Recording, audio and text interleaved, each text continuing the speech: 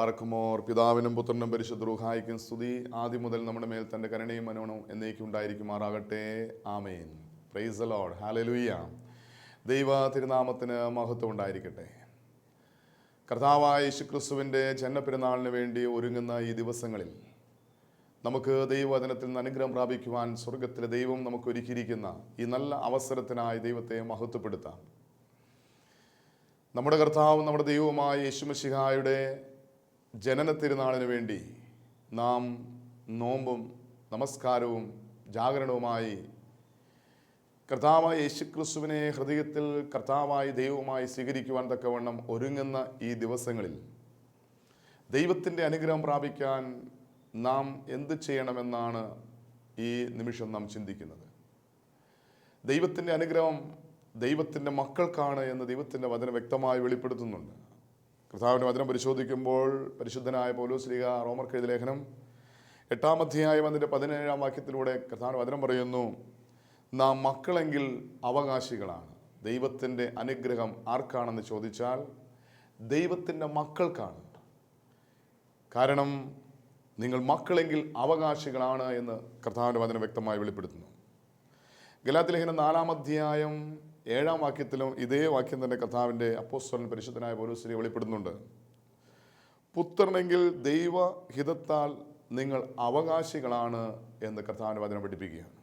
അങ്ങനെയാണെങ്കിൽ ഈ കർത്താവായ യേശുക്രിസ്തുവിൻ്റെ ജനന പെരുന്നാളിൽ ഈ ക്രിസ്മസ് ദിവസം ദൈവത്താൽ അനുഗ്രഹിക്കപ്പെടേണ്ടതിന് നാം എന്ത് ചെയ്യണമെന്ന് ദൈവത്തിൻ്റെ പരിശുദ്ധാത്മാവ് നമുക്ക് വെളിപ്പെടുത്തരുന്ന നിമിഷമാണ്.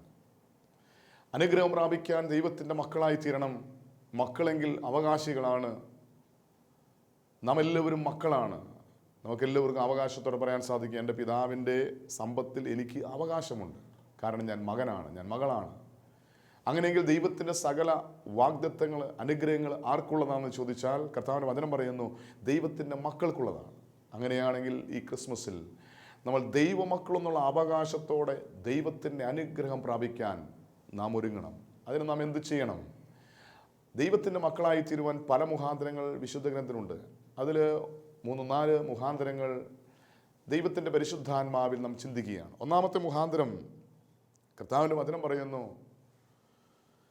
ഗലാത്യ ലേഖനം 3-ാം അധ്യായം 26-ാം വാക്യം, ക്രിസ്തു യേശുവിലുള്ള വിശ്വാസത്താൽ നിങ്ങളെല്ലാവരും ദൈവത്തിൻ്റെ മക്കളാകുന്നു. കർത്താവായ യേശു ക്രിസ്തുവിൽ വിശ്വസിക്കുന്ന ഏത് ജാതിയിലോ മതത്തിലോ വർണ്ണത്തിലോ വർഗത്തിലോ ഭാഷയിലോ ഗോത്രത്തിലോ ഏത് വ്യക്തിയായിക്കൊള്ളട്ടെ, യേശു കർത്താവാണ്, യേശു ദൈവമാണെന്ന് വിശ്വസിക്കുന്ന ഏതൊരു മനുഷ്യനും ദൈവത്തിൻ്റെ മകനാണ്, മകളാണ് എന്ന് ദൈവത്തിൻ്റെ വചനം വ്യക്തമായി വെളിപ്പെടുത്തി. അങ്ങനെയാണെങ്കിൽ ഈ ക്രിസ്മസ് ആഘോഷിക്കാൻ നാം ഒരുങ്ങുമ്പോൾ, കർത്താവായ യേശു ക്രിസ്തുവിൻ്റെ ജന്മപ്പെരുന്നാൾ നാം ആഘോഷിക്കാൻ ഒരുങ്ങുമ്പോൾ, യേശുവിനെ കർത്താവായി ദൈവമായി വിശ്വസിച്ചുകൊണ്ട് ഹൃദയത്തിൽ സ്വീകരിക്കുവാൻ തക്കവണ്ണം നാം ഒരുങ്ങേണ്ടതാകുന്നു. കാരണം പരിശുദ്ധനായ ദൈവം മനുഷ്യവേഷം ധരിച്ച് ലോകത്തിലേക്ക് എഴുന്നള്ളി വന്ന ദിവസമാണ് ക്രിസ്മസ് ദിവസം. എന്നാൽ ഇന്ന് പലരും ക്രിസ്മസ് ആഘോഷിക്കുന്നത്, കർത്താവായ യേശുക്രിസ്തുവിൻ്റെ ജനനപ്പെരുന്നാൾ ആഘോഷിക്കുന്നത് പലരും പാപത്തിൻ്റെ അടിമത്വത്തിലാണ്. ലൗകിക സുഖത്തിന് വേണ്ടി, ജഡിക മോഹങ്ങൾക്ക് വേണ്ടി പാപം ചെയ്ത് പാപത്തിൻ്റെ അടിമ നുഖത്തിൽ കർത്താവ് ദൈവമായ യേശുക്രിസ്തുവിൻ്റെ ജന്മപ്പെരുന്നാൾ ആഘോഷിക്കുമ്പോൾ ഇവിടെ ദൈവത്തിൻ്റെ വചനം പറയുകയാണ്, പാപം ചെയ്യുന്നവൻ പിശാചിൻ്റെ സന്തതിയാണ്. പാപം ചെയ്യുന്നവൻ പിശാചിൻ്റെ മകനാണെന്ന് കർത്താവിൻ്റെ വചനം പറയുമ്പോൾ നമ്മുടെ ജീവിതത്തിൽ ദൈവത്തിനെതിരായി, ദൈവത്തിൻ്റെ പരിശുദ്ധാലയമായി എൻ്റെ ശരീരത്തിനെതിരായി, എൻ്റെ സഹജീവികൾക്കെതിരായി ഞാൻ എന്തെങ്കിലും പാപം ചെയ്തു പോയിട്ടുണ്ടെങ്കിൽ ആ പാപം കർത്താവിൻ്റെ ജന്മപ്പെരുന്നാളിന് മുമ്പ് ഏറ്റുപറഞ്ഞ് പാപക്ഷമ സ്വീകരിച്ച് വിശുദ്ധിയോടെ വിശ്വാസത്തോടെ കർത്താവായ യേശുക്രിസ്തുവിനെ നമ്മുടെ ഹൃദയത്തിൽ കർത്താവ് ദൈവമായി സ്വീകരിക്കണം. പാപം ഏറ്റുപറഞ്ഞ് പാപക്ഷമ സ്വീകരിക്കുന്നവരൊരു ദൈവ പൈതലാണ്. ആ വ്യക്തിയുടെ ജീവിതത്തിൽ ആ വ്യക്തി ആഗ്രഹിക്കുന്ന സകലത്തിൻ്റെ മേലും ദൈവം ജയം നൽകും. അങ്ങനെയാണെങ്കിൽ നമുക്ക് തീരുമാനമെടുക്കാം, ഈ ക്രിസ്മസ് എങ്കിലും പാപങ്ങൾ ഏറ്റുപറഞ്ഞ് വിശുദ്ധിയോടെ വിശ്വാസത്തോടെ ഞാൻ യേശുവിനെ കർത്താവ് ദൈവമായി സ്വീകരിക്കും. അടുത്ത കർത്താവിൻ്റെ വചനം പറയുന്നു, ആരാണ് ദൈവത്തിൻ്റെ മക്കൾ, ആരാണ് ദൈവത്തിൻ്റെ പൈതൽ? അതിനെ പരിശോധിക്കുമ്പോൾ വിശുദ്ധ മത്തായി ശ്ലീഹ എഴുതിയ രക്ഷാസുവിശേഷം 5-ാം അധ്യായം 44-45 വാക്യങ്ങൾ പരിശോധിക്കുമ്പോൾ, ഞാനോ നിങ്ങളോട് പറയുന്നു, നിങ്ങളുടെ ശത്രുക്കളെ സ്നേഹിപ്പിൻ, നിങ്ങളെ ഉപദ്രവിക്കുന്നവരെ അവർക്ക് വേണ്ടി പ്രാർത്ഥിപ്പിൻ, സ്വർഗസ്ഥനായ നിങ്ങളുടെ പിതാവിന് പുത്രന്മാരായി തീരേണ്ടത് തന്നെ. പിതാവായ ദൈവത്തിന് പുത്രന്മാരായി തീരേണ്ടതിന് നാം ചെയ്യേണ്ട ഒരു പ്രവൃത്തി കർത്താവായ യേശുക്രിസ്തു പഠിപ്പിക്കുകയാണ്.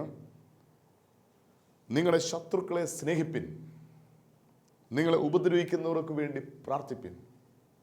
ദൈവത്തിൻ്റെ മക്കളായി തീരുവാൻ നാം ചെയ്യേണ്ട ഒരു പ്രവൃത്തിയാണ്. നമ്മെ വേദനിപ്പിച്ച, മുറിവേൽപ്പിച്ച, നമ്മെ ഉപദ്രവിച്ച വ്യക്തികളെ നാം സ്നേഹിച്ച് അവർക്ക് വേണ്ടി പ്രാർത്ഥിക്കുമ്പോൾ നാം ഒരു ദൈവ പൈതലായി തീരുകയാണ്. ഇവിടെ കർത്താവായ യേശുക്രിസ്തു അത് പഠിപ്പിക്കാൻ കാരണമുണ്ട്. പഴയ നിയമത്തിൽ കൂട്ടുകാരനെ സ്നേഹിക്കുക എന്നും ശത്രുവിനെ പകയ്ക്കുക എന്നും അവരുടെ വിശ്വാസമായിരുന്നു.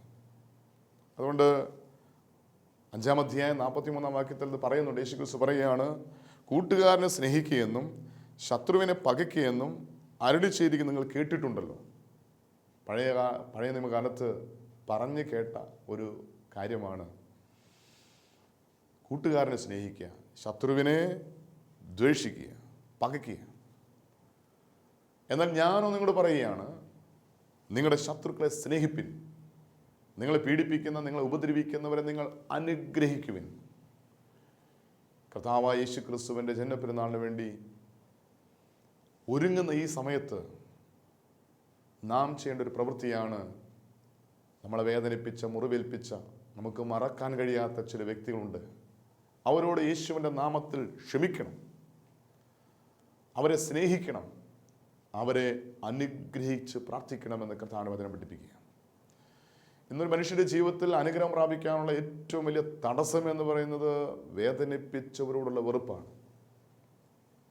പലപ്പോഴായി താമസിച്ചുള്ള ധ്യാനം കൂടാനും കടന്നു വരുന്ന അനേകം രോഗികൾ, ഒരു 80% രോഗവും വെറുപ്പിൽ നിന്നുണ്ടാകുന്ന രോഗമാണ്.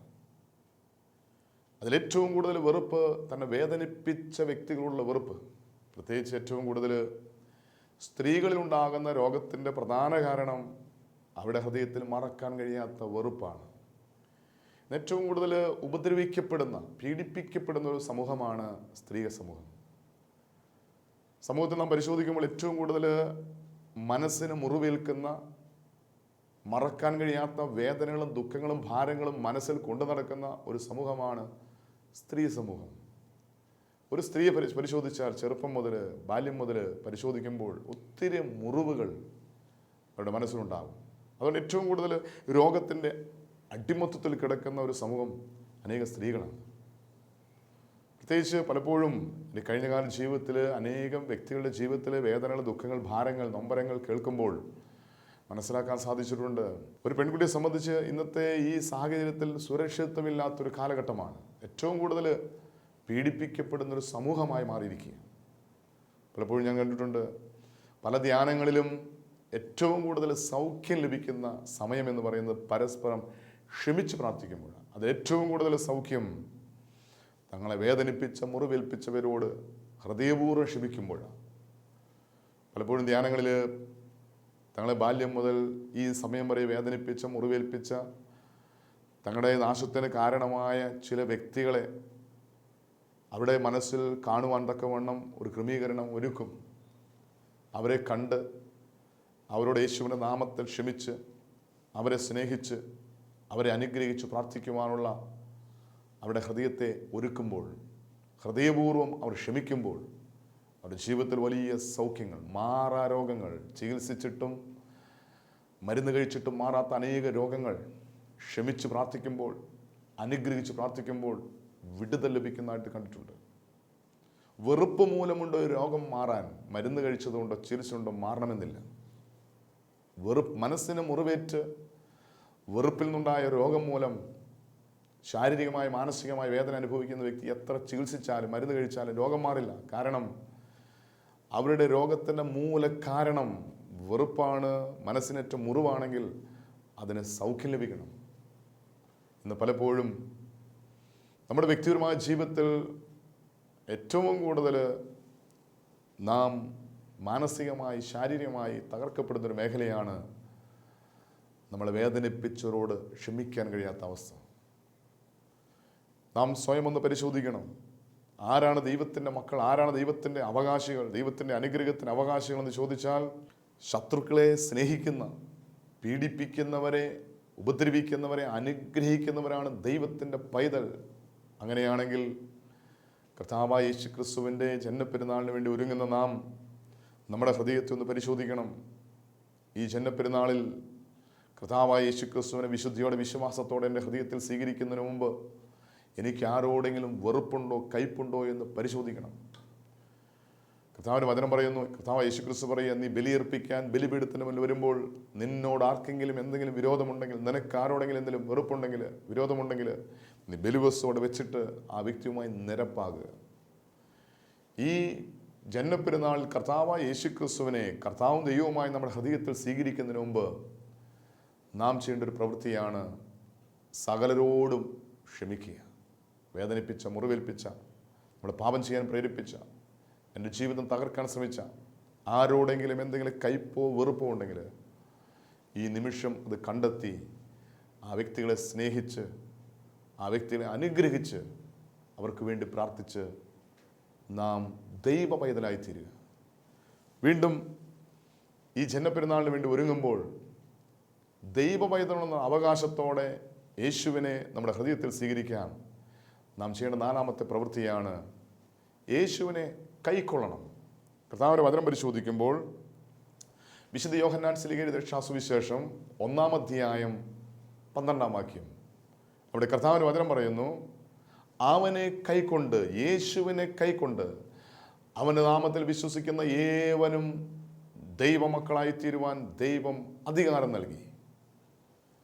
ഈ കർത്താവായ യേശു ക്രിസ്തുവിൻ്റെ ജന്മപ്പെരുന്നാളിൽ നാം ദൈവത്തിൻ്റെ അനുഗ്രഹം പ്രാപിക്കാൻ, ദൈവമക്കൾ എന്നുള്ള അവകാശത്തിൽ ദൈവത്തിൻ്റെ വാഗ്ദത്തങ്ങൾ, അനുഗ്രഹങ്ങൾ പ്രാപിക്കാൻ നാം ചെയ്യേണ്ട 4ാമത്തെ കാര്യമാണ് യേശുവിനെ കൈക്കൊള്ളണം. യേശുവിനെ കൈക്കൊള്ളുവാൻ എന്താണ് വഴി?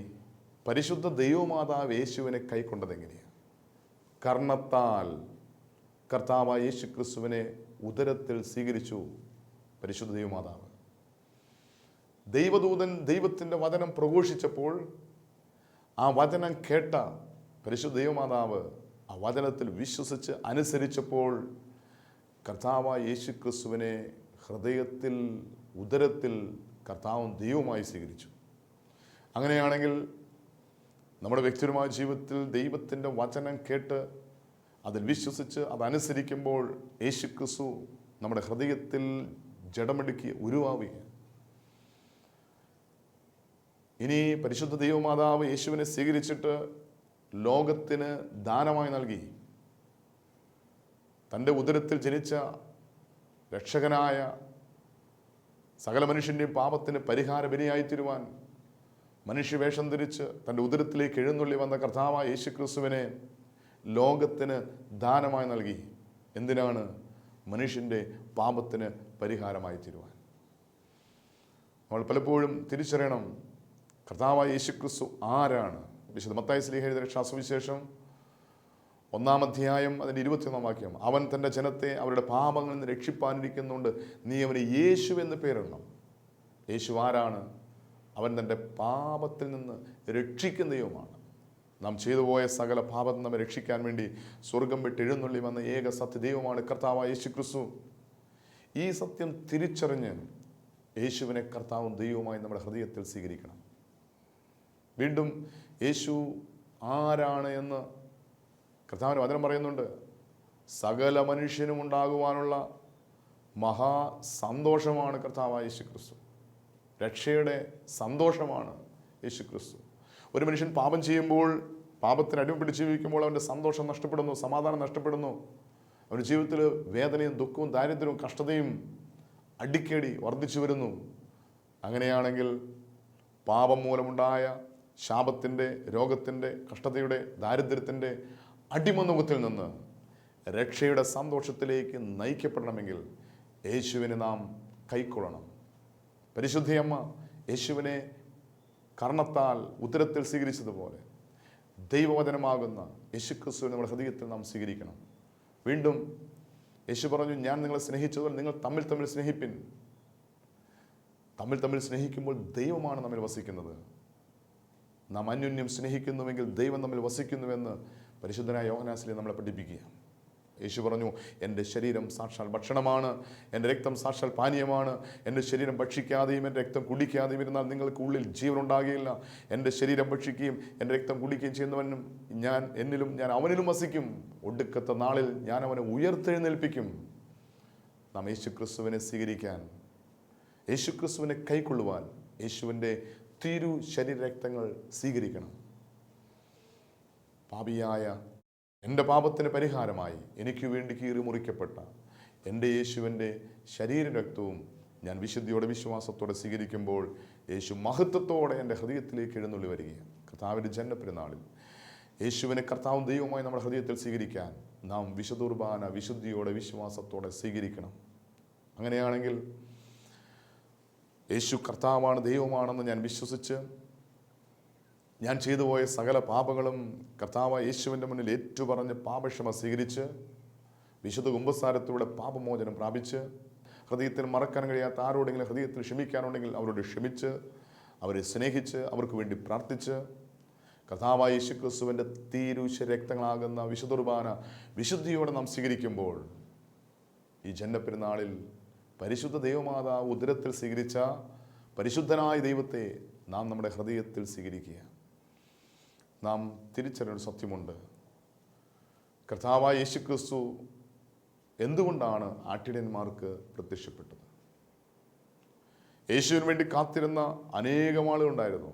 ന്യായശാസ്ത്രിമാരും പ്രവാചകന്മാരുമെല്ലാം പഴയ നിയമത്തിൽ എഴുതിയിരിക്കുന്ന രക്ഷകനായ മശിഹായെ കാത്തിരുന്നവരാണ്.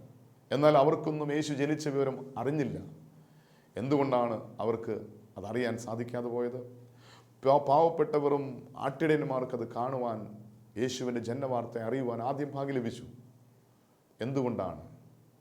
അതിൻ്റെ കാരണം യേശു സ്വർഗം വിട്ട് ഭൂമിയിലേക്ക് എഴുന്നള്ളി വന്നത് പാപിയായ മനുഷ്യൻ്റെ പാപത്തിന് പരിഹാര ബലിയായി തീരുവാൻ ഈ ഭൂമിയിലേക്ക് അയക്കപ്പെട്ട ഒരു കുഞ്ഞാടാണ്.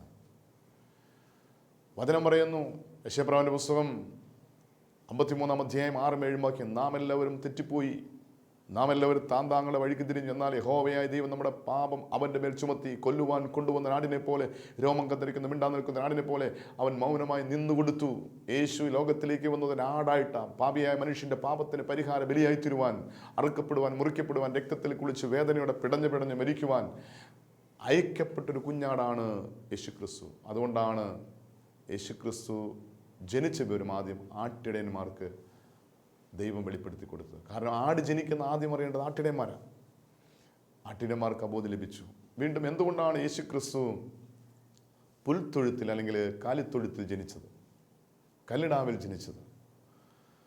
അവൻ രാജാവായി പിറക്കും എന്നാണ് പഴയ നിയമത്തിൽ വെളിപ്പെടുത്തിയിരിക്കുന്നത്. യഹൂദന്മാരുടെ രാജാവായി പിറക്കും. മശിഹ, രക്ഷകൻ, രാജാതി രാജാവ്, കർത്താതി കർത്താവ്, അവൻ പിറക്കേണ്ടത് രാജകൊട്ടാരത്തിലാണ്. നമുക്കറിയാം, വിദ്വാൻമാർ യേശുവിനെ അന്വേഷിച്ച് കൊട്ടാരത്തിലാണ് ചെന്നത്. എന്നാൽ യേശു ജനിച്ചത് വെറും കാലിത്തൊഴുത്തിൽ, പുൽത്തൊഴുത്തിൽ. എന്തുകൊണ്ടാണ് രാജാതി രാജാവ്, കർത്താതി കർത്താവ്, മഹത്വത്തിൻ്റെ ദൈവം, സർവശക്തൻ, സകലത്തിൻ്റെയും സൃഷ്ടാവ്, അവൻ രാജാവായി പിറക്കേണ്ടവൻ, രാജകൊട്ടാരത്തിൽ പിറക്കേണ്ടവൻ വെറും കാലിത്തൊഴുത്തിൽ പിറന്നു? സ്നാപയോഹന്നാൻ ഉറക്കെ വിളിച്ചു പറഞ്ഞു, ഇതാ ലോകത്തിൻ്റെ പാപം ചുമക്കുന്ന ദൈവത്തിൻ്റെ കുഞ്ഞാട്. ലോകത്തിലുള്ള സകല മനുഷ്യൻ്റെയും പാപത്തിൻ്റെ ഭാരം ചുമക്കുന്ന ദൈവത്തിൻ്റെ കുഞ്ഞാടായിട്ട് സ്വർഗം വിട്ട് ഈ ഭൂമിയിലേക്ക് എഴുന്നള്ളി വന്ന യേശുക്രിസ്തു ആ ഒരാടായതുകൊണ്ട്, ആട് ജനിക്കേണ്ടത് കൊട്ടാരത്തിലല്ല, ആട് ജനിക്കേണ്ടത് രാജകൊട്ടാരത്തിലല്ല, ആട് ജനിക്കുന്നത് കാലിത്തൊഴുത്തിലാണ്. യേശുക്രിസ്തു എൻ്റെ കർത്താവാണ്, എൻ്റെ പാപത്തിന് പരിഹാര ബലിയായി എനിക്ക് വേണ്ടി സ്വർഗം വിട്ട് എഴുന്നള്ളി വന്ന ഏക സത്യ ദൈവമാണെന്ന് വിശ്വസിച്ച് യേശുവിനെ കർത്താവും ദൈവവുമായി നമ്മുടെ ഹൃദയത്തിൽ നാം സ്വീകരിക്കുമ്പോൾ ഈ ക്രിസ്മസ് അതിൻ്റെ യഥാർത്ഥ പൂർണ്ണതയിൽ നാം ആഘോഷിക്കുകയാണ്. പാപങ്ങൾ ഏറ്റുപറഞ്ഞ് ക്ഷമിക്കേണ്ടവർ ക്ഷമിച്ച് സ്നേഹിച്ച് യേശു കർത്താവാണ് ദൈവമാണെന്ന് വിശ്വസിച്ച് വിശുദ്ധ കുർബാനയിലൂടെ മുറിക്കപ്പെടുന്ന യേശുവിൻ്റെ തിരുശരീരങ്ങൾ വിശുദ്ധിയോടെ വിശ്വാസത്തോടെ സ്വീകരിച്ച് പരിശുദ്ധ അമ്മ ഉദരത്തിൽ സ്വീകരിച്ച, ഹൃദയത്തിൽ സ്വീകരിച്ച യേശുവിനെ ഈ ക്രിസ്മസിൽ നമ്മുടെ ഹൃദയത്തിൽ സ്വീകരിക്കുവാൻ ദൈവം ഭാഗ്യം നൽകേണ്ടതിന്, കൃപ നൽകേണ്ടതിന് നമുക്ക് ആഗ്രഹത്തോടെ പ്രാർത്ഥിക്കാം, കണ്ണടയ്ക്കാം. ഞങ്ങൾ അത്യധികമായി സ്നേഹിക്കുന്ന ഞങ്ങളുടെ സ്വർഗീയ പിതാവാം നല്ല ദൈവമേ, കർത്താവായ യേശുവേ, അവിടുത്തെ ജനപ്പെരുന്നാളിൽ ഞങ്ങൾ ഒരുങ്ങുമ്പോൾ ഈ ജനപ്പെരുന്നാളിൽ വിശുദ്ധിയോടെ, വിശ്വാസത്തോടെ യേശുവേ അങ്ങേ കർത്താവും ദൈവമായി ഞങ്ങളുടെ ഹൃദയത്തിൽ സ്വീകരിക്കുവാൻ തക്കവണ്ണം ഞങ്ങൾക്ക് വലിയ ബോധ്യം നൽകി അനുഗ്രഹിക്കണമെന്ന് പ്രാർത്ഥിക്കുന്നു. അവിടുന്ന് മാത്രമാണ് ഞങ്ങളുടെ കർത്താവ്. ഞങ്ങളുടെ പാപത്തിന് പരിഹാര ബലിയായി തീരുവാൻ സ്വർഗം വിട്ട് എഴുന്നള്ളി വന്ന ഏക സത്യ നിത്യദൈവം അവിടുന്ന് മാത്രമാണെന്ന് തിരിച്ചറിഞ്ഞ് അങ്ങേ കർത്താവും ദൈവമായ ഹൃദയത്തിൽ സ്വീകരിച്ച് അതിന് തടസ്സമായ പാപങ്ങൾ വെറുത്തുപേക്ഷിച്ച് ക്ഷമിക്കേണ്ടവർ ക്ഷമിച്ച് ഞങ്ങൾക്ക് വേണ്ടി കീറി മുറിക്കപ്പെടുന്ന കർത്താവായ യേശുവേ, അവിടുത്തെ പരിശുദ്ധമായ ശരീരരക്തങ്ങൾ വിശുദ്ധിയോടെ, വിശ്വാസത്തോടെ സ്വീകരിച്ച് ഒരു ദൈവ പൈതലായി അനുഗ്രഹിക്കപ്പെട്ട ദൈവരാജ്യത്തിന് അവകാശികളായി തീരുവാൻ ഞങ്ങളെ സഹായിക്കുമാറാണെന്ന് പ്രാർത്ഥിക്കും. വെറുപ്പ് മൂലം, പാപം മൂലം വന്നിരിക്കുന്ന രോഗബന്ധനങ്ങളിൽ നിന്ന് യേശുക്രിസ്തു മുഖാന്തരം ഞങ്ങൾക്ക് സൗഖ്യവും വിടുതൽ നൽകി അനുഗ്രഹിക്കുമാറാണെന്ന് പ്രാർത്ഥിക്കുന്നു.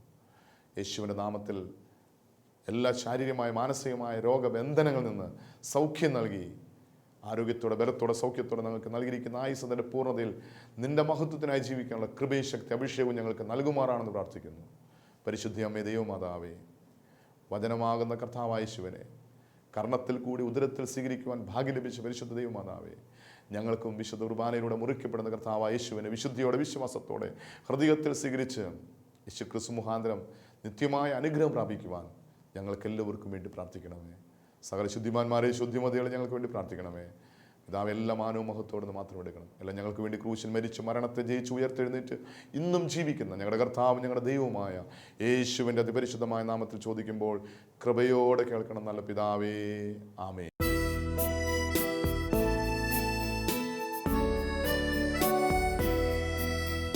സംരക്ഷിത ജാതികളിൽ വരുവിൻ, പാടിൻ തനയൻ തൻ ജനനത്തിൽ സ്തോത്രം.